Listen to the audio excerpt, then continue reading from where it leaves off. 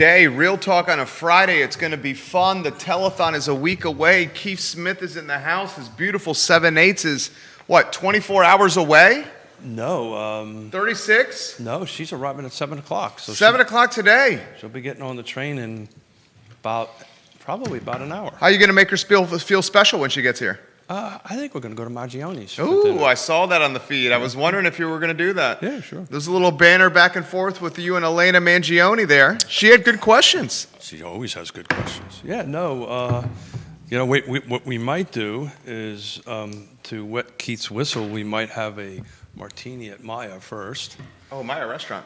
And then walk over for a little pasta. You should call ahead. See if they're doing the dine-in. Maya? Yeah. We've eaten there. Oh, you have? Yeah, sure. Recently? Mm-hmm. Okay, cool. I think just before Yona left. Okay. Unless that's changed since the last couple of weeks. Look at you, Keith Smith.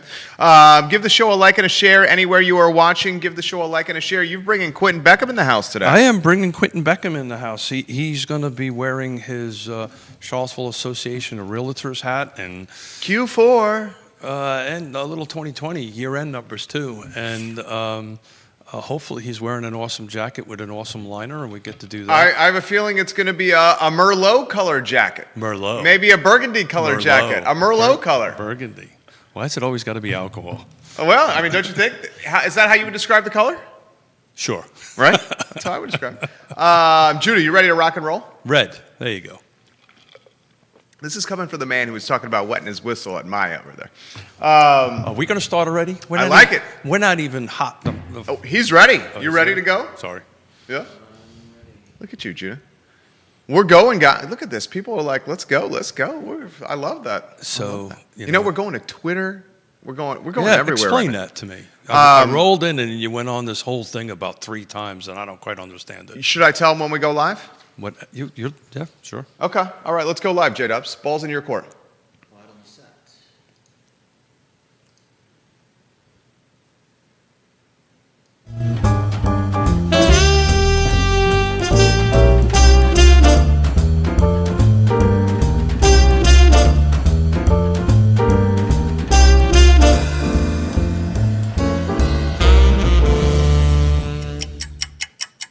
Good Friday morning, guys. My name is Jerry Miller, and welcome to Real Talk. This is an insider's guide to real estate life and the pursuit of happiness, presented by the Yes Team Realtors. Folks, this program absolutely fantastic because we have a good friend of the program, Quentin Beckham, on the very near horizon. Judah Wickower is our director, the studio cam. If you could, my friend, J-Dubs, and we show this man, the executive producer. The one, the only, the distinguished gentleman, Keith Smith, whose beautiful 7/8 Yona Smith is boarding a train as we speak. No, not quite yet. Probably in about another 30 minutes. T-minus 8 hours and change. There you go. Till you see Yona. Got a smile on my face. I can tell. Well, I missed the heck out of her. How are you? I'm doing great. I'm excited. I got the house clean, so we're good. I was frantically doing that this morning. Made sure the laundry room was clean. Do you get it messy? Nah, not really. Yeah. No, to be honest. You're probably chilling like 2 rooms, right? Well, now you mention it, yeah, 2 rooms. Yeah, I'm pretty much used 2 rooms in my house, too. Right. Yeah. Well, maybe more than that. I won't get too descriptive. But yeah, I don't need to know which rooms. Maybe more. Let's say 3, or let's say 2.5. And we'll let the viewers fill in the details. The half thing. So Quentin Beckham, yeah, for a lot of numbers, for a State of the Union, for a reflection on 2020. Well, you know, State of the Union is a great way of putting it. State of the Union of 2020. You know, as car president, and I think the last quarter of 2020, go over some numbers. I'm just interested in hearing his take and then moving forward. And then, you know, the second half of the show, this is kind of our last big push for the land trust and the telethon we're going to do. And I think we're going to tackle a couple of questions that came on the feed and see what kind of information or questions come in on the feed during the conversation. So I'm excited about it, and maybe if we can talk Quentin on, he might stay on for that second half of that conversation. Would love it if he does. To answer Keith Smith's question at the start of the show, the network has expanded by 3x. We've updated our game. We've frankly put more resources and capital into the network, and we are now able to go from 5 live social media channels for the show to 15, which dramatically impacts the reach of the show. So if you're now watching or listening on Twitter, on Periscope, on YouTube, on Facebook, Instagram, LinkedIn, if you're Bluetoothing through Spotify, Apple Podcast, or iTunes, or if you catch the show on demand on iloveseville.com, give us the questions. He loves the three-way dialogue. Absolutely. That's I think is the secret sauce of the show. But Periscope, that's something new. Periscope is the is essentially the long video component of Twitter. And it's Twitter has a tremendous amount of people that are loyal only to that platform. Sure. So us being able to penetrate that space with this localized content is going to really amplify reach. So excuse me, folks, I'm learning here. Yeah. So basically what I'm doing is the equation for success in any business for what I do is this.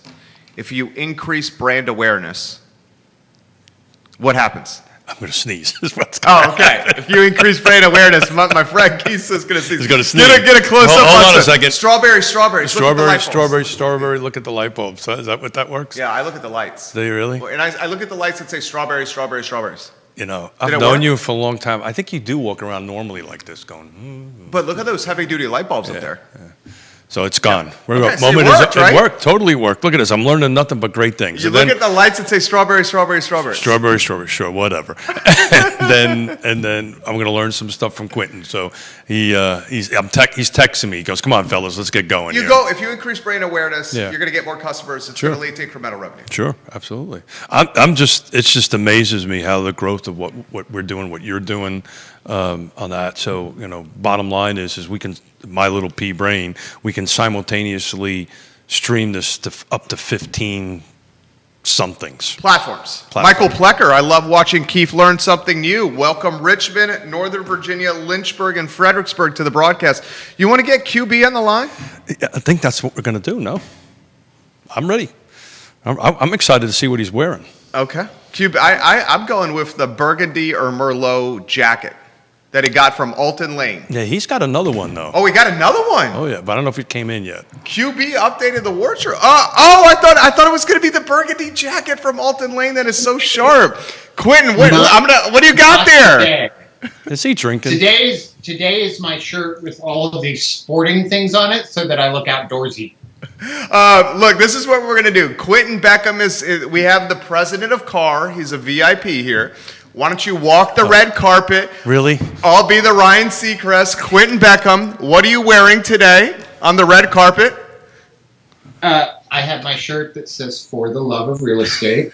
Look at this. I love it. That's the T-shirt "For the Love of Real Estate," and then this has what are those things called? I don't know. The news and other things I see people use on video. I have no. Is it like golf clubs and stuff like that? Sure. Yeah. Sure. Okay. Well, let's start this off again. Good morning, Mr. Beckham. Good morning, Quentin Beckham. How are you today, sir? Because it went downhill real fast with the whole shirt thing. I was betting you would have wore the jacket, but I like his shirt. It says "I love real estate." Oh, that I like. I just can't figure out the shirt that's over it. But we'll just move on from that. So do us a favor, please, Mr. Beckham. For the one or two people who are watching this that may not know who you are, would you give a minute to tell us who you are? Give a little flip book life thing, or not? Yeah. So I am the 2021 president of the Charlottesville Area Association of Realtors, the broker owner of Keller Williams Alliance and its partner companies, and citizen of Charlottesville for the last decade. And you came from a different profession before you came here, right? I worked in healthcare for many years. There you go. Decades, and also sold real estate back in Los Angeles way back in time. So you're from L.A. That's what I was trying He's to an get LA at. guy. He's an L.A. dude, right? You got like a surfboard on that shirt somewhere? I do, and that's actually a piece of sporting equipment I used. I'm about to say, do you surf? Now, no. He bikes a lot. He rides a bicycle a lot. I know he does. I know he does. I've been trying to. One fractured hip from the old person's home, so Oh, we got it. do Yeah. things cautiously. Enough said. Let's move on. Totally understand where you're at. Totally understand. So, Quentin, this is your time. State of the Union. You at State of the Union.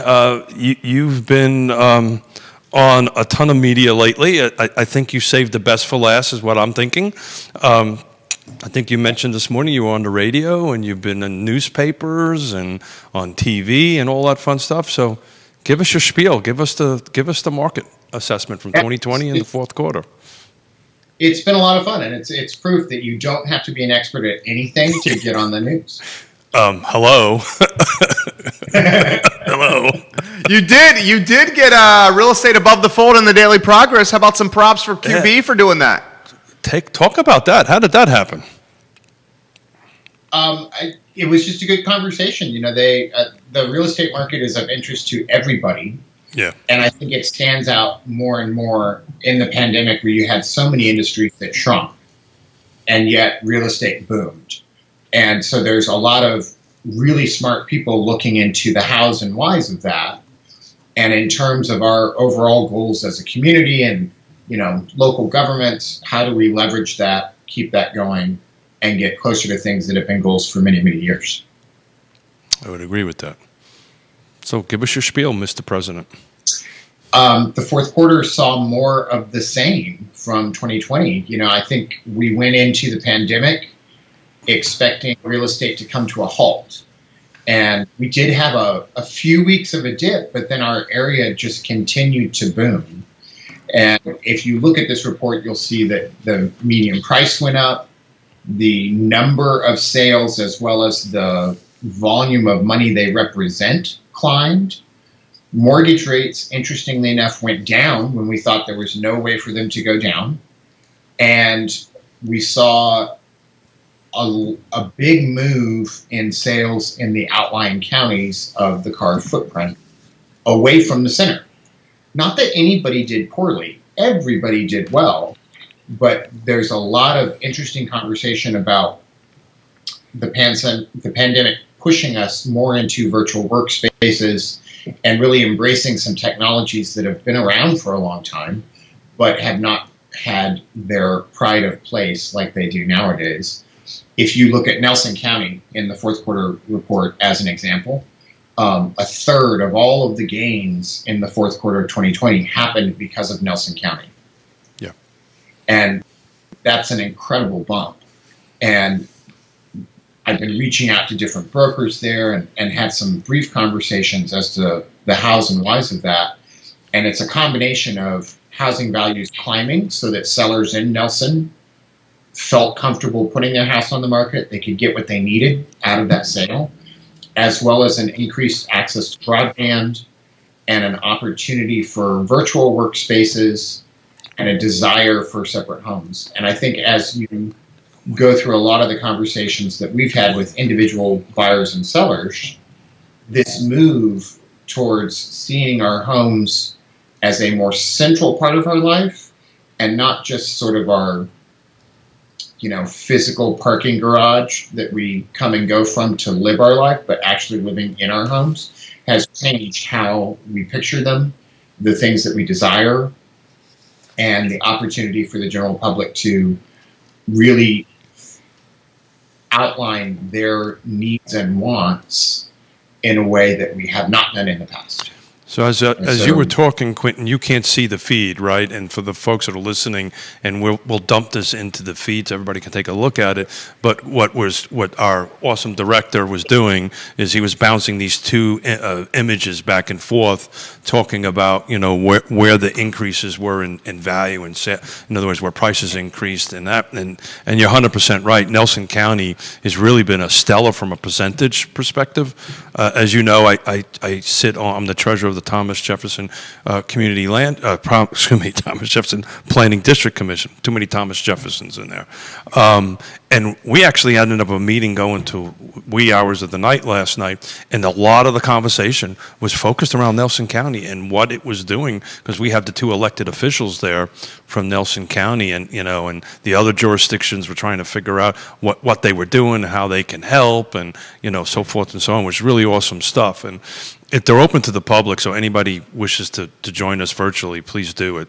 It always amazes me. I think Sean Tubbs and maybe one other person was of the public listening to it yesterday. So shout out to Sean. He's a bit of a rock Sean's star. great.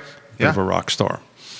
But so what do you see going on out in the outlining areas? Let's say green, right? Where do you think green is going to go? Where it went, and where do you think green's going? Because we talk about this on the show all the time. Is where is the next whatever? Where's the next Crozet is what we Or the call it. next Nelson? Yeah. Right. Yeah. Well, and I think there's two important conversations that happen as a result of these reports, particularly in the world we live in. And one conversation that we can have next has to do with, when you see people moving, what can we figure out about these increase in sales to help inform development so that we're creating products that are actually meeting the needs of the folks that are seeking to purchase. We talk about broadband a lot. Yeah, that's the first, right? It's an example anyway. In the new developments and in the zoning and in the things that we're doing to promote construction and affordable housing, is broadband a central theme to that in the same way power and water is. So I think there's a whole conversation that can happen that can inform us for years to come, and can certainly inform local legislation and developers as to where to spend dollars about why we're seeing the numbers we see. So is and good. And that's an important piece. Another piece that I think we can have a conversation about is, what does this mean in the short term? We have another stimulus package that's in the works, and we have foreclosure and eviction moratoriums that are going to have to be lifted soon. And what does this mean for the folks that are already in a home and their long-term home values? And so I think there's two sorts of conversations we can have about these numbers. Well, have we had the conversation yet about the inventory pinch, where people are moving to, and how that's going to impact 2021, even in the next 6 months? A chemistry starting, because I was just going to ask the question. What his take is. What his take was on, and particularly on the article that actually Quentin sent me from Realtor Magazine, where the number 2 and number 3 retirement locations in 2020 was Charlottesville and then Waynesboro. Charlottesville Metro, Waynesboro Metro. That's exactly Retirees are relocating here. Second most frequent Charlottesville Metro in the country. Third most Waynesboro Metro. So, dude, Quentin, you're a lot smarter than us here. You got a hell of a lot of demand coming here. You got a hell of a lot of demand. People trying to come to this area. The retirees, for example, you just referenced, Keith. Where's everyone going to go? Where are they going to move to? Well, let's talk about demand for a second. We talk about demand in the pandemic like it just suddenly happened, and that's a misnomer. That's exactly right. If you go back to the time of the crash and you start moving forward in time, a lot of our energy in the market and a lot of the raising in values is a result of us not building enough homes to meet the demand, or even come close to meeting the demand, for a decade. And so the fact that it suddenly became more acute is not really just a function of the pandemic. So we've had 9-10 years of underbuilding and underdeveloping. The pandemic and the push for people to move, and the opportunity for people to live in a place that is geographically separate from their workplace, has made that more acute, but it didn't just happen last year. And so I think that's an important piece to remember. If you look at how much inventory we need to create, it's going to take us a while to catch up. we're probably not going to see these changes happen quickly. I think you're also seeing just a really low number of houses on the market that is acute that we want to be sure we're addressing in the 3, 6, 9, 12 months to come so that it does not continue to be a problem. And I think that's a question that weaves in local government, it weaves in funding sources and financing, it weaves in cost of construction, and it weaves in developers. And so it will take a partnership of all those entities to start to make a bigger dent so that we don't see this 1.7 months worth of inventory get even lower. Can I paint the picture and throw it to you? Sure. Of what's happening? And I'm going to paint this picture in like 6th grade level. Okay, for everybody that's watching. That's about 4 grades higher than Quentin and I'm I, going to do but- this at a 6th grade level. Okay, go. We have generationally low interest rates that are spurring buyer demand. We got retirees that are moving to Waynesboro and Charlottesville at clips that are at the 2nd and 3rd greatest levels in the country. We have 10.2 square miles in the city and less than 5% of developable land in Albemarle County. We have limited new construction going on the market. We have cost of goods for new construction going through the roof. We have subcontractors that do work at new construction, not plentiful. There's not enough of them, right? So all these things are colliding at exactly the same time. I see this problem being exasperated over the next 12 to 18 months, not unexasperated. And then you have to add time into that, right? So what Quentin's talking about is lack of new product, new homes, right? I believe that's what Quentin is talking about, and the process just takes forever. We're going to talk later on the back end of the show about the telethon and the land trust, but just to tap them into that a little bit, just to put a mental picture on it, we're trying to raise $150,000 to acquire the land, and just put a little context: acquire the land and his infrastructure. That's total number in that end of it. It's just not the full acquisition of the land. But we now need to go through the approval process of the city, which it's going to take months. Ain't easy. And months. Well, I'm super encouraged with Chip coming in, and he's going to bring the right people in, and hopefully we'll go from more of a red tape to a green tape kind of thing. But I do want to just quote a quick number to echo what Quentin has said. Back in 2008, 2009, I can't remember which year, the builders nationwide were producing roughly 2 million units. Immediately after the crash, it went down to 500, and it's only been incrementally growing at a very anemic rate. I believe 2020 somewhere was around 1.3, something like that. So we have not been producing. We've never caught up. It's We have snowballed for over a decade. It's snowballed for a decade. Yeah. That's exactly. But I want to push back on what you said for a little bit, Jerry, because I think you painted a really dark picture, and one of the things that we're seeing, like if you dig into these numbers, and part of what is the opportunity to spread the geography of where we live. Sure. And so you're correct, like prices are getting high and they're pricing some people out, and we've seen a lot of value increase, and there's a lot of demand. But if we have an opportunity now where developers can build in areas with more space, That's smart.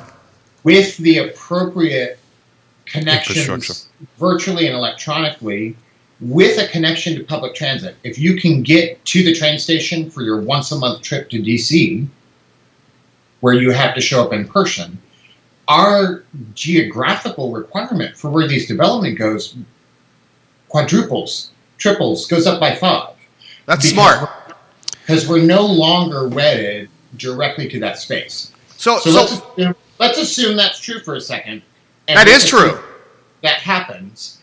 That could also relieve some pressure on the housing market That's central exactly to UVA and in that close area around Albemarle for a lot of folks that cannot work virtually and are attached geographically. And maybe if we can do those well, and I say this like I'm an expert on this, so please let's not anybody believe I'm an expert. But if our greater localities, not just an individual one, but working in concert, can do this well, we have an opportunity to create affordable housing and inventory opportunities in the places where people need them. Okay, so that's brilliant. That's brilliant. You know what that's called? That's called brand positioning. Yep. In my world. So his counter argument to my negative picture that he said was the geographical territory is expanding. I'm going to put this at a 6th grade level.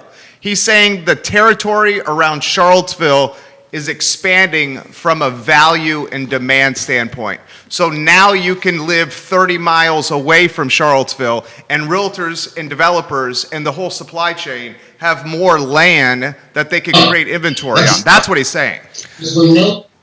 Well, that is correct. I want to go back a little bit to the broadband thing because what happened last night and has been gradually happening in these discussions, and it's incremental. It's not a huge thing, but the words that are now being used around Public utility. well, not necessarily public, but what they're doing is they're using the word utility and broadband in concert. That's a big change. Folks were using it as a service or Commodity. yeah. My point is that it's in the same discussion as other utilities. So to me, this was a huge thing. But as Quentin was talking, I took the time to run some numbers for the last 30 days from January 1 up until yesterday. Nelson County, and I think this echoes what everybody's talking about. Currently, just last month, there's 7 homes on the market in Nelson County, 31 in pending. But was interesting in the last 30 days, 34 homes closed in Nelson County on a medium sales price of $382, 20 days on market. Right? So that's single family detached, no new construction, our normal rotation that we do that we look at to keep things kind of a little consistent in the looking at numbers. But that's a huge increase. I didn't look at what it was last year or 19 or 18, but I guarantee you it wasn't those kind of numbers. Yeah. So that goes To what he's saying. And I think when you look at the fourth quarter report, so number 1 was Nelson County. Yep. Number 2 is Louisa. Yep. So the value proposition for where these are and the awareness that outlying areas are gaining, I think are positives. And I think they provide opportunities for us in terms of how we move forward, not just in fixing the inventory issue in terms of the lag, but also in the location, the services it offers, and who we're targeting as a client. But the absorption rate out in Louisa County is nuts. Last 30 days, 9 on the market, 28 went pending. Same 30 days, 18 sold, 305 as a median sales price. Again, no new construction. And particularly in Louisa, it's important to pull out new construction because you would end up getting that number would be considerably higher because of Spring Creek. Right. But again, we're having this conversation. And I guess at the end of the day, what we struggle with 2 times a week to talk about this is how can we change that, right? How can we as an industry, how can we as a community try to increase that? Of course, we're going to talk about the land trust on the back end. I think one of the things he said was extremely something that we need to put in the cycle of conversation is we just need to prioritize the land from a larger radius away from Charlottesville that we've been doing. Yeah, but I work in all these jurisdictions all the time. Been doing it for 30 years, and the same struggles that transportation, schools, all that stuff is still broadband is still there, right? So that it's just that discussion is just going to end up being had, on the outer sections. But it was interesting. Our report does not include Waynesboro or Augusta, right? Is that correct, Mr. President? Correct. That is correct. Same 30 days, no new construction, 31 homes are active, 97 are in pending, Jesus. 89 has sold, 250 is the median sales price. So that's where the buyers are going. One of the things, too, I would like to point out, because I don't want to sound like no new construction is happening. If you look at 2020 as a whole, I'm going to use Albemarle County as an example. 1 out of every 5 homes that sold, a touch over that, was new construction. Yeah. So developers have been working on this. New construction has been happening. Green opened a subdivision, and their numbers went through the roof. Yep. until everything was sold out. So it has been happening. We just need to pick up the pace and also be thoughtful about where we're building it and how. Because some of the limitations of geography can be overcome with the right qualifiers in the development. And that's why it's very important for folks to get engaged in this process. Super important. And I'm a bit of a volaholic in this stuff. I spend a little bit too much time. I mean, I actually watched the city. I don't know how many people, other than Neil and maybe a dozen people, I don't know that for a fact, watched the city's work session on the budget. But if you take the opportunity and do that and have that one was particularly important because the conversation is now of not doing the West Main Streetscape project. It's also, and the conversation is also not doing the garage because Lloyd got off his position and Lloyd said, I'm now open-minded to maybe not doing it. Did you see that? I saw that. I watched the whole thing. Yeah. But that was two important pieces. And later on. I'm sorry, I didn't mean to cut you off. No, go ahead, Quentin. You're the guest. You're in charge. I think another piece, Neil Williamson from Free Enterprise Forum, super smart guy, really knows what's going on in our local government. He's watching. He posted an article, and I think the other thing we have an opportunity to overcome with this expansion of geography is people in existing communities that don't want the construction next door. So I think there's a lot of ways to balance the individual wants and needs while still achieving this if we really embrace what we've seen people moving towards and create communities that meet that. Our real estate industry as realtors is a prime example of how well that can work. We thought we were going to shut down, and what ended up happening was we embraced virtual tours. We embraced technology. We did electronic signings. Our closing companies did an astonishing job embracing that, keeping people safe, and using the technology to promote the industry. And we did not suffer in the way a lot of people have suffered as the pandemic has rolled out. If we can apply those same themes as we move forward in construction, in zoning, in what land is and is not developable, that's not even a real word. What land you'll get a pass there, Quentin. Developed. I think we have an opportunity to maybe not catch up, but make some real progress in the 1 to 4 years ahead. So, I can't remember the young lady's name, but in this little chat that was going on Jerry's feed in reference to the Land Trust, the telethon. Thank you. I chimed in on it.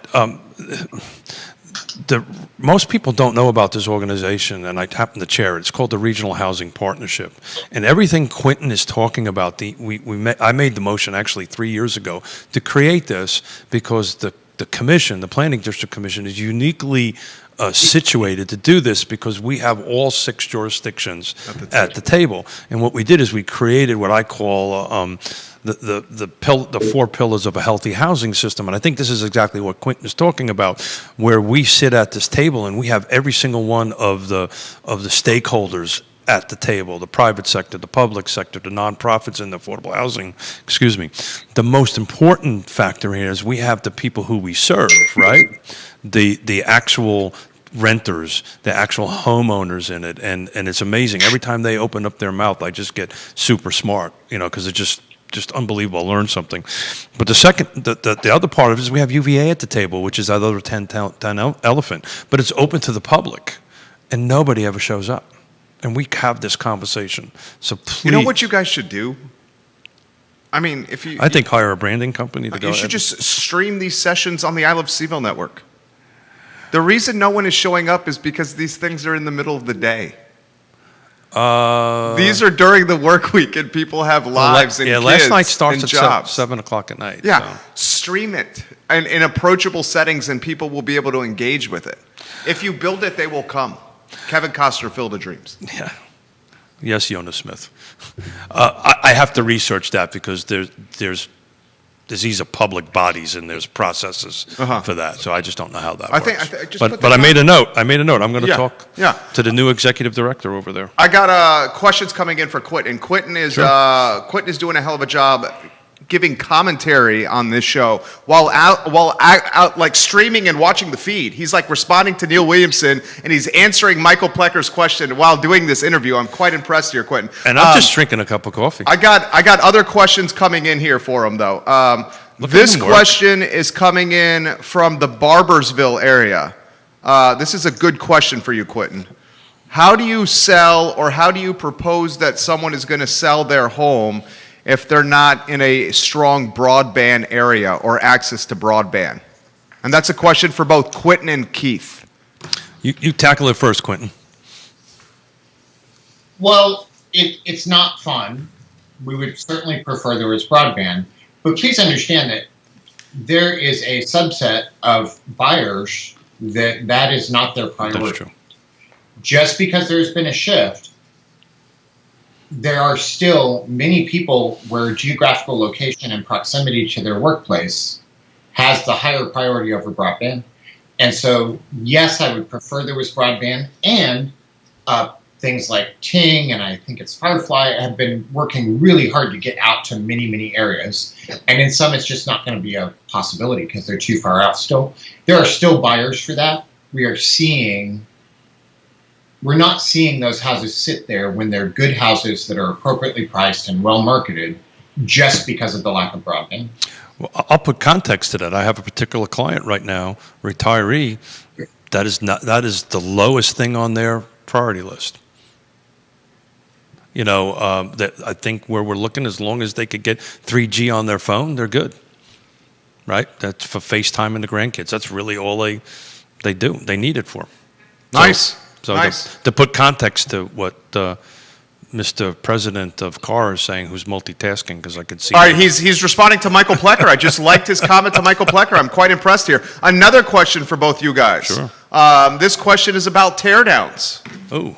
Will we see in the next 12 to 24 months teardowns and rebuilds of new construction? You want to start with that one, Quentin, or you want me to tackle it? No, I think that's yours. So this is not Seattle. This is not Portland. I don't think the numbers are up at that particular point at this point. You just got to do the math. If you're buying something in Belmont for $300,000-$400,000, I mean, you're not going to tear that down. I mean, I'll just pull it right here. Real numbers. There's 8 homes in the city of Charlottesville for sale.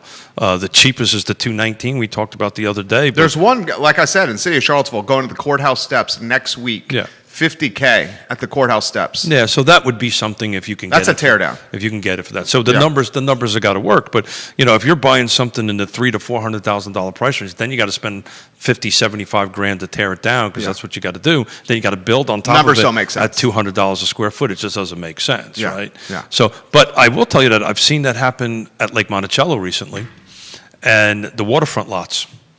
Some of the homes that were built started in 68, so late 60s, early 70s. The only place I can see this working in the city of Charlottesville from a price point standpoint is in the 10th and Page neighborhood, the Fifeville neighborhood, and maybe the Prospect neighborhood from the teardowns and the rebuilds. Well, first of all, there's nothing on market in that price point. That's the problem. How about this comment from Dr. Lisa Sturdivant? Oh, Lisa's watching. You ready for this? She posted this. Quentin, she posted this on her page, with an estimated 2.7 million mortgages in forbearance nationally, there have been concerns that when the forbearance period ends, we may see a surge of foreclosures flooding the market. However, there are no signs that foreclosures will be a big problem in the housing market in 2021. That's her take. So before you answer that, Quentin, that literally I was going to reach out to Lisa after the show, because that's a topic that I want to talk next week about. I'll tag her on the feed. Go ahead, she's Quentin. live now. I'll tag her on the feed and see if we can get her watching to hear Quentin's answer. Well, one, I get the answer that I'm going to give from Lisa and her partners at the National Association. Super smart, knows way more about this than I do. Sure. But we have a reflex because most of us remember the 2009 market crash, And so we worry when we hear about forbearance that suddenly there's going to be millions of foreclosures across the country. What people are not thinking of is that in the 2009 crash, these houses went underwater because the housing value plummeted. The vast majority of people that are in homes in forbearance are responding to surveys that they can catch up. And the ones that are worried about it now have a home that is worth more than it was when we entered the pandemic because of how well the real estate market has done.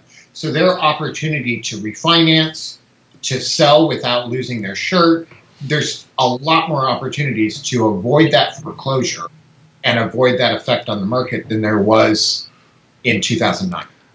Absolutely. You know, folks like Lisa, Dr. Yoon, these are all smart folks. We at least I do, and I know you do. We track everything that they write, everything that they're saying. And this is not 2008. This is not 2009. But I really want to bring Lisa back on to talk about this. I just tagged her because she's See if super she'll hop great. over here. She's super great at doing this in a very approachable, and understandable way. But here's something, because we were all involved in this, right, back in the day. The ones that have a little bit extra gray hair on it, been through this. The trick to this and the conversation that we have to have with our clients, if they are starting to feel a little uncomfortable about this and concerned about it, address it now. The problem is once you go from, hey, let's try to help you sell, let's come up with a solution for you, but once it starts rolling into the process, it's almost impossible to walk it back. So in other words, once it starts rolling in the foreclosure process, you want to get this long before that. Reach out to your servicer, your loan servicer, find out what your options are. I have family members that I'm counseling on this, and my number one comment, so look, if you get to the point that you really think you can't do this now. Let's have this conversation now and have fixes now, because as Quentin was saying, you can turn around and sell these and maybe net some cash. It may not be the best of the perfect world, but at least you're not where you were before. There's buyers out there looking to buy. So I love it. Beth Hyder giving you props. Quentin has done a great job this week. Thank you, QB. That's from Beth Hyder, who's watching over at Hillsdale. How about to springboard off Michael Plecker's comment, how do we navigate the crossroads? And let's use Crozet as an example. We were talking about this yesterday on the show. Crozet is extremely popular in part because the schools are so good. How do we navigate this crossroads, Quentin? A popular area because of good schools that is growing from a real estate development standpoint, and those schools potentially getting overcrowded, which could impact the quality of the school and the allure for people to move to that area. Well, I think I have two answers for you on that. One answer is local and state governments always have to move forward with community infrastructure such as schools, such as education. Again, virtual opportunities, if we embrace them as a state and across the school systems, can help alleviate some of this pressure. Yes, I know that a lot of Crozet is built on the value of their school system, and nobody wants to see that diminish. However, now a lot of the resistance there has been from that, has been, as per Neil's article, of we like the lifestyle we've got, we like the way our neighborhood looks, and we don't want it to change. I can understand that sentiment, but we have now an opportunity to have communities that are in any geography. We've got to embrace that and move forward. I don't want to try and speak to education systems as though I know anything about how to make them work, because I do not. So what I do want to do is, since we are persons of influence, I want to keep saying the words affordable housing. I want to keep saying the words construction, and I want to keep saying the words equity, so that it continues in the conversation, so that smarter people do join in and help fix the things I get wrong and fill in the gaps that I cannot fill. Good answer, Quentin.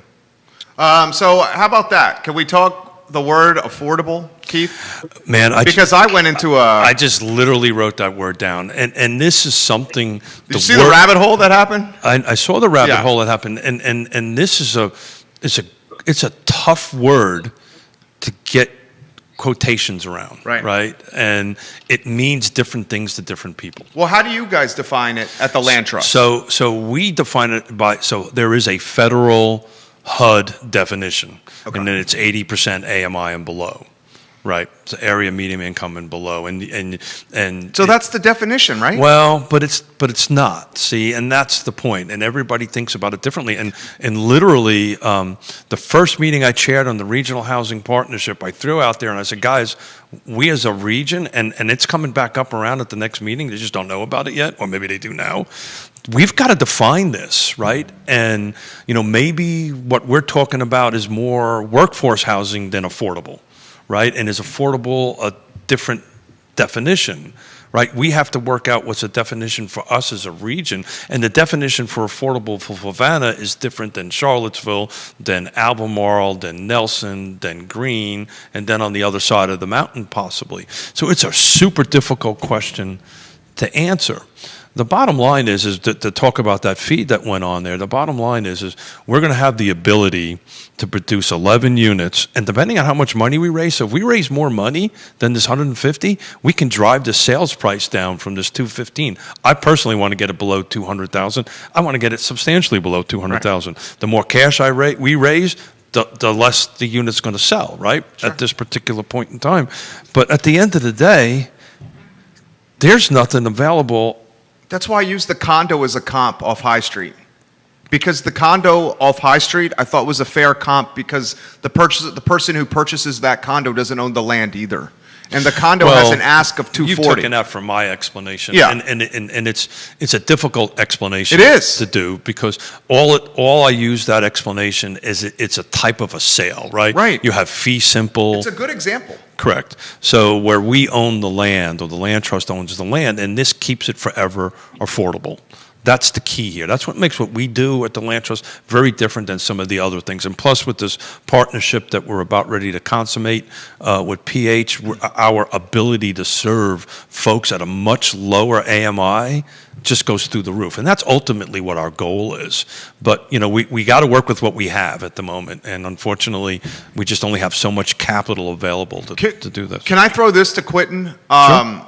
Quentin, just the economics behind adding even inventory that's at the 200 to 215 price point, even if people don't think it's affordable to them, adding inventory to the market and the trickle-down impact it does for creating other opportunities across the economic pay scale.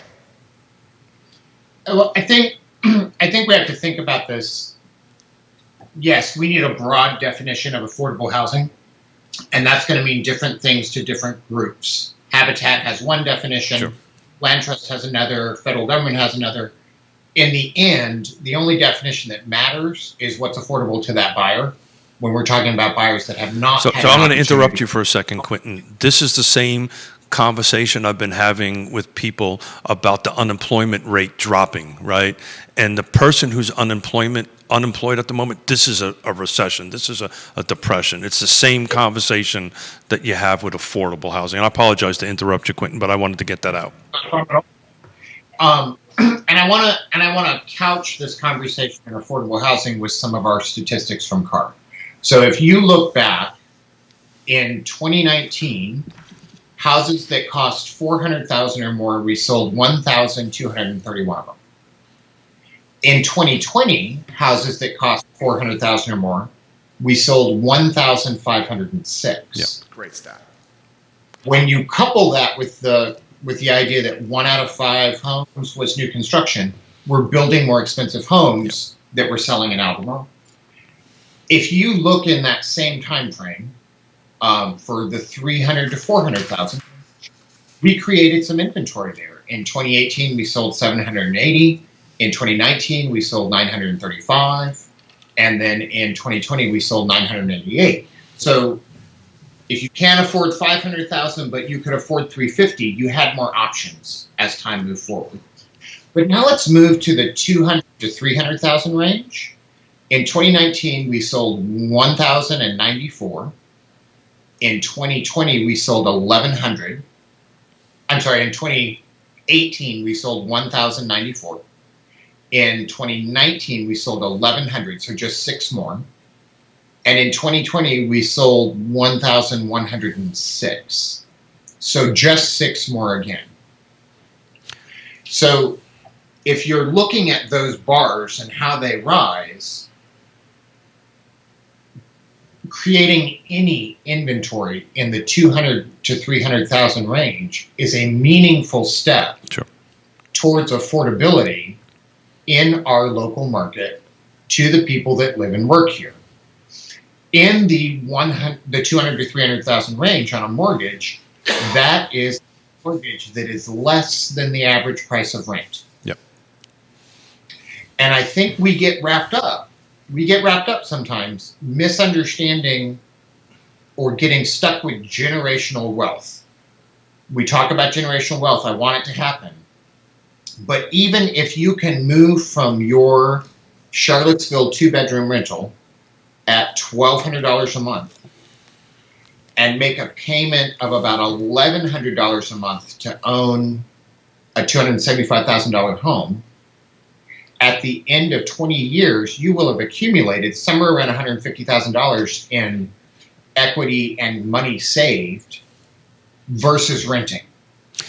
And thank you for saying that, because that's one of the things that we push with the land trust. Some folks say, well, you know, it's only the house, and what about the land? The bottom line is that math still works for that particular, for the structure, right? Yeah. And this person, 5 years, 10 years, 20 years, when they go sell, or this family will reap in that revenue, that capital, or that generational wealth, or whatever. And what's so important about it is the next buyer has to be the same thing. Right. And I'll tell you for the Nassau Street and what I've been working on the land trust, I've been so geeked out. You know, I've been doing that since 2016 to get this far. Your passion Right. has spread to me. I find it contagious. Well, thank you. And you're an evangelist for this. Okay. Did you just call me Pat? And, Pat, whatever. And, I've looked up a bunch of numbers What am I on now? this over the Hold it. last I just got months. called an evangelist. I can't let that go. Quentin, let me throw this to you. How do you build the housing that you're talking about in the 175 to 275 price point when the dirt is so expensive and the cost of construction is going up? So the only way, and I'm going to have to jump in on this because this is my wheelhouse. The only way that's going to happen is the community needs to get involved, needs to donate, needs to give money to this organization, the local government. To the telethon. To the telethon. Yeah. But that's the whole reason we created this regional housing partnership. It takes all these 4 pillars, and if they're not at the table, one entity cannot do it on its own. I 1,000% agree with you, because it would seem to me, you guys are the experts, I'm just the 6th grader here, Quentin. It would seem to me that the current market conditions are going to prevent much more growth in the 175, 275 price point from a new construction standpoint. You know, yes, that's true. And yes, that's true in certain circumstances. I support what the Land Trust is doing, and I would love to see 11 homes come on the market that are between 200,000 and 300,000 close into the city, because there are people out there that could not otherwise live and own the home. I also think we have to look at some local issues that surround zoning. The price of the land has to do with how much house you can put on it and how many people can live there. There's opportunities that, again, the Free Enterprise Forum, if you read them, they speak to this consistently. And CAR as an association has statements about this in our Code of Public Policy. And so it's not just me speaking, it's these other groups speaking as well. There is opportunity in how we zone and what we allow to make that price of a patch of dirt less of an issue in the total cost of the house. Okay, so what he's basically saying here, I'm trying to put this at the 6th grade level for those that are not in the game. You guys are in the game. You guys are super smart. What he's basically saying is, over half the land, for example, over half the land in Charlottesville is zoned R1, which is a single-family detached home. And if developers are doing any kind of speculating or creating new construction, the current zoning encourages them to do single-family detached homes, which is a house for a family, as opposed to a dense situation like a duplex or townhomes. And if you build a duplex or townhomes, it makes the land price less of an issue. So this is why I've been part of a cohort, national cohort, that actually the city of Charlottesville sent me out in the 3 or 4 years ago, and I've been doing it on my own expense after that. But the state of Oregon and Washington Oregon's already adopted it, but doing this missing middle, and I know Neil's been talking about this forever. So, and they have this residential infill program, Yeah. which basically you take your Belmont R.I.P. RIP. Yeah, I tried not to say R.I.P. And Bev says it's Pat Robertson. Pat Robertson. Yeah, the evangelist. I look like Pat No, Robertson. remember the evangelist you were looking for? Pat that? Robertson. Pat no. Robertson. What was the other one? Tammy Faye. This is where Quentin Beckham. It says, "Shame, shame, Jerry. You got Keith Smith off track." That's what Quentin Beckham is thinking right now. So what's the one? Tammy Faye. What was the one in the 80s? Come on, I have no idea. Quentin, do you know? he knows. I'm gonna go make coffee and. No, don't do that. This is important. Stay, Quentin. This is Stay, important. Quentin. This is important, Stay, man. Quentin. No, but what they have done out there, and really I've been trying to promote this over here, is that you would take a home on Alta Vista in Belmont. It's got an alleyway in the back, and you can put up in Portland, in Portland, you could put up to 4 units on that. So what you're doing is you're increasing your density on the same amount of ground. You're smiling. This is not good. I love the show. The same. Multiple people, including Nikki Chambliss and Nikki Tammy Faye Baker. Tammy Faye Baker. But what is her husband's name? Jimmy Swaggart. Jimmy Swaggart. That's someone else Thank said you. it. That's why I love this show. Thank you, Jimmy Swaggart. I have no idea. I remember who these what was the people whole are. thing with the cry I and don't know who these people are. You're such a kid. Do you know who these people are, Judah? You're such a I kid. have no idea who these people are. How? Oh yeah, I know who these people are. There's a reason you don't know about them today. That's exactly my point. What was the point? It's okay.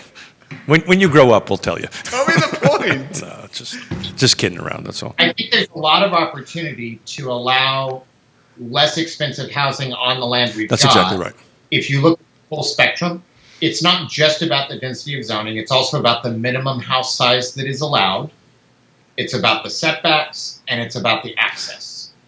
And so there are a variety of levers that local government can pull and push to allow these to go forward in a way that keep prices in a more affordable range. So I steal this. What was it? Amateurs borrow.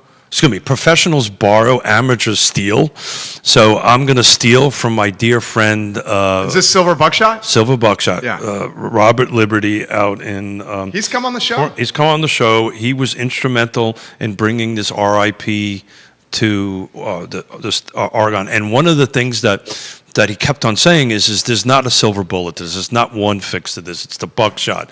In our case, in Land Trust's case, we might fill a couple of those things, but it requires everything else for the cause, this healthy housing system and all these other 4 pillars that hold that up.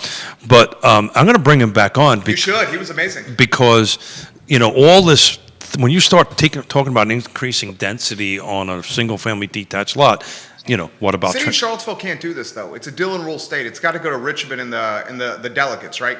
By the way, it was the same in Oregon. Yeah. They actually had to do this, even though it's a home rule state, they had to do it at the state level before it can migrate itself down to the So it would city. take somebody like Sally Hudson. It would take to somebody help like push this It would take somebody like Sally Yeah. Hudson, and then the local jurisdictions can adopt it.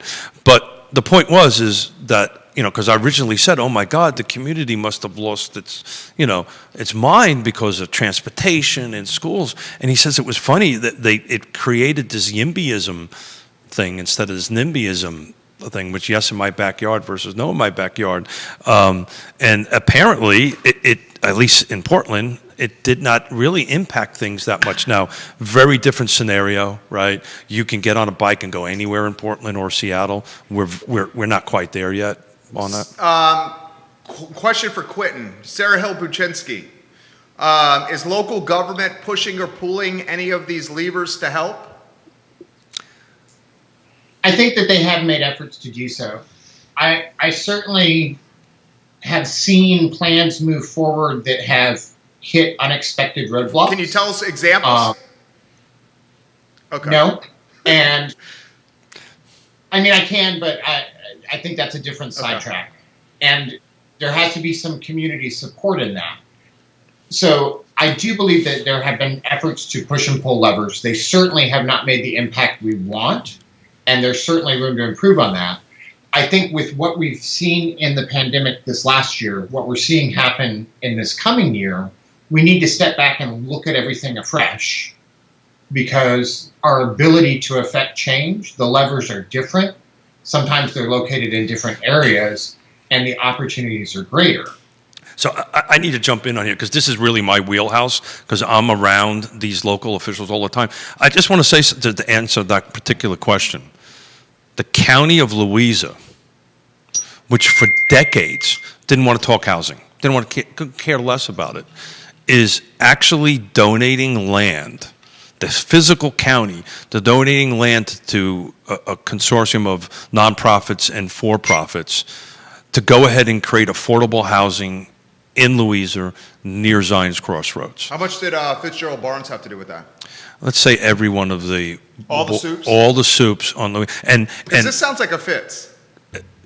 They all were involved in it, Okay. and they all are involved in it, and they're promoting it aggressively, and they're reaching out to the commission. They're reaching out That's to a no-brainer. They're reaching out there. My point is these jurisdictions are realizing, they're finally realizing after years of, frankly, me beating them over the head. That they could ride the coattails of Charlottesville and capitalize on the demand that's coming to the city of Charlottesville and utilize that demand to grow economic activity in their regions. So I'm going to put it differently. Is that what you're going to say? No, I was not going to say that. You were going to say that. I was not going to What were say you that. gonna What say? I was going to say that they've realized that it's important for them to focus on affordable housing and housing, right? Not to just say, well, this is a Charlottesville problem, this is an Albemarle problem. They are realizing, and I think to go speak to your point and Quentin's point, is that these outer jurisdictions are now going, okay. I mean, If I was an outer Jesse jurisdiction, Jesse Rutherford, yeah. Jesse last night Yeah. was was Nelson County is going to aggressively figure out how it can also do similar to what Louise has done. So to answer Sarah's question, these jurisdictions, after years and years of conversation, are finally coming around to it. Here's the problem. It's taken a long time. No, they don't have the capital now. So that's why this telethon is so important, right? Conversations I have with them, look, capital we'll figure out. Right? We can always figure that out. Just give us the green tape. Turn that red tape to green tape. tape. There you go. Sorry, Quentin. We went off on the sidetrack. We got Susan Simar coming here. Yeah, we do. Yeah. What time? We got we got 10 minutes. Well, I got a contractor coming here at noon, and we got a lot to cover. Well, you didn't tell me about that in our pre-production meeting. I'll throw this to you, Quentin. Get us out of here on anywhere you want to go, Quentin Beckham. You are. Hey, He's first A of all, plus. Hey, man, I told you 15 minutes. Yeah. It looked like we did an hour. Yeah, we Thank did you. an hour and change. Thank you. I know that you've got a busy day, and I appreciate everything that you're doing. Totally fine. Anywhere you want to go, Quentin. Give us something good, Quentin. Give us something really good. You know, I tell people all the time, one of the advantages of having your life shattered is that you only have to pick up the pieces you like. Oh. And I think as we look at ourselves as a community, and if we begin to think of ourselves in a more regional aspect and not city versus county, we have a lot of opportunity to sift through the pieces of the norms that have been shattered and only pick up the pieces that really bring us closer to our goals for affordable housing, for social and racial equity, and for moving forward a community that is inclusive, diverse, and has neighborhoods where people are invested.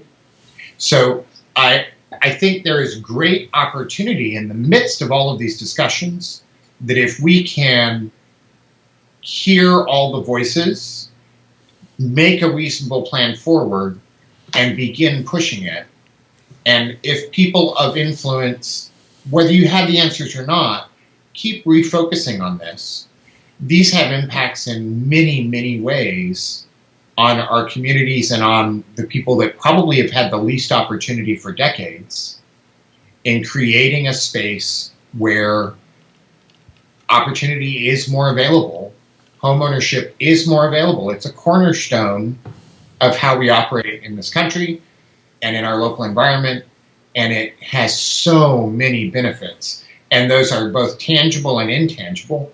I was watching a recording of you where you actually cried listening to somebody talk about how this had changed their life, Jerry. Yeah. And one, I was impressed because you have something in that space in your chest where your heart ought to be. Whoa. And two, I say that in all fun. And two, I think those are the sorts of things that we're pushing for. This isn't just about realtors making money. It's not just about developers building homes. It's not just about creating a tax base. All those things can happen. It's also about building community where kids know their neighbors and where we live in places for more than 3 to 5 years at a shot, and we have neighborhoods that are cohesive and diverse and bound together. I mean, that's a freaking sizzle reel right there. And how many people are giving them props right now? Nikki and Michael giving props. I'm going to give them props. How we started. One of the advantages of having your life shattered is you can pick up the pieces you like. That's exactly right. That's exactly Multiple right. people saying, we're going to steal that. I'm going to steal that. Yeah, it's if you haven't had your life shattered, it's a big thing. But picking up the pieces, Quentin, I know you got to run. I want to say thank you. Your closing remarks were spot on. Yep. One of the premises of what we started 134 shows ago on this was to talk more than just real estate, right? Talk more than what realtor stuff. Talk about what we give back and talk about making the community better. And I'll just kind of close on this real quick. Please DM me. Please join. Please attend these meetings.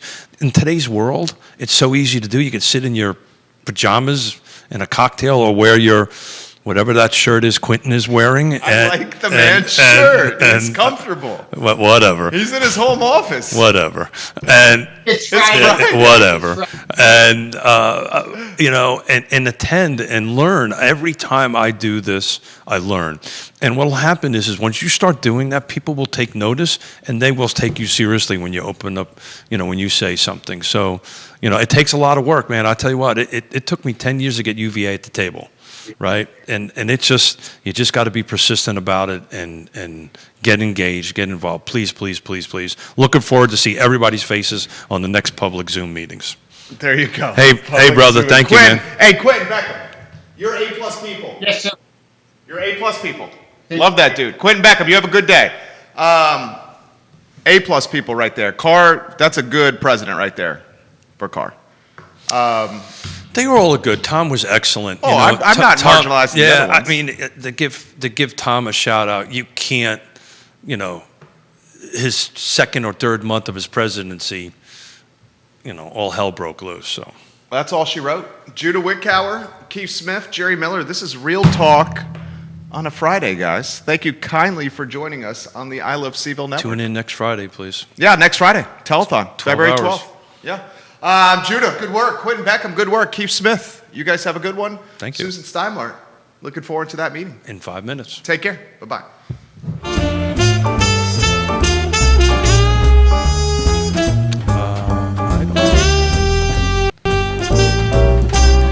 It is 11:15. Look at that. 11:15. How did we do today? Good. Well, we got to figure out how to capitalize on your blow up.